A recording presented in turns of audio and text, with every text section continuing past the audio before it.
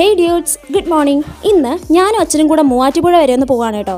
കാരണം അച്ഛൻ ഇന്നൊരു വണ്ടി നോക്കണമായിരുന്നു. അതുകൊണ്ട് അച്ഛന് ചെറുതായിട്ടൊരു കമ്പനി കൊടുക്കാമെന്ന് വിചാരിച്ച് ഞാനും അച്ഛൻ്റെ കുടുങ്ങി ചാടിപ്പോന്നേ. രാവിലെ ഇറങ്ങിയപ്പോൾ തൊട്ടുള്ള വെയിലാണ്. വെയിൽ കാരണം കണ്ണുപോലും കാണത്തില്ല. ഈ വലിയ സീറ്റുള്ള വണ്ടിയിൽ ഇരുന്നിരുന്ന് ചെറിയ സീറ്റുള്ള വണ്ടിയിൽ ഇരിക്കുമ്പോൾ എൻ്റെ കാലടക്കം അങ്ങ് മരയ്ക്കാൻ തുടങ്ങും. അതുകൊണ്ട് അച്ഛനോട് ഞാൻ പറഞ്ഞ് ഇടയ്ക്ക് റെസ്റ്റ് എടുത്താണ് ഞങ്ങൾ പോയത്. അതിൻ്റെ കൂടെ ദാഹിച്ചിട്ട് ഒരു രക്ഷയില്ലായിരുന്നു. കടകളൊന്നും നോക്കിയിട്ട് കടകൾ കണ്ടില്ല. അതുകൊണ്ട് വഴിയോരത്ത് കരിമ്പ് ജ്യൂസ് കൊടുക്കുന്ന കണ്ടു. എന്നാൽ പിന്നെ 2 കരിമ്പ് ജ്യൂസ് കുടിക്കാമെന്ന് വിചാരിച്ച് ഞാനും അച്ഛനും കരിമ്പ് ജ്യൂസ് കുടിച്ചപ്പോഴാണ് എൻ്റെ ദൈവമേ എന്തോ ഒരു സമാധാനമായിരുന്നു. അതൊക്കെ കഴിഞ്ഞ് ഞങ്ങൾ വണ്ടിയൊക്കെ നോക്കി തിരിച്ച് വന്ന വഴിയിൽ നമ്മൾ കടയിൽ കയറി ബിരിയാണി കഴിക്കാമെന്ന് വിചാരിച്ചു. പക്ഷേ ബിരിയാണിയല്ല കഴിച്ചത്, ചോറ് കഴിച്ചു. ചോറും മീൻകറിയും മീൻ വറുത്തൊക്കെ തിന്നുന്ന സുഖം ബിരിയാണി കഴിച്ചാൽ കിട്ടുമോ? ഇല്ല. അങ്ങനെ ഞങ്ങൾ അതൊക്കെ കഴിച്ച് നമ്മൾ തിരിച്ച് വന്ന വഴിക്ക് ഏറ്റുമാനൂർ അമ്പലത്തിലൊന്ന് കയറിയിട്ടോ. കയറിയില്ല, പുറത്തൊന്ന് തൊഴുതതേ ഉള്ളൂ കേട്ടോ.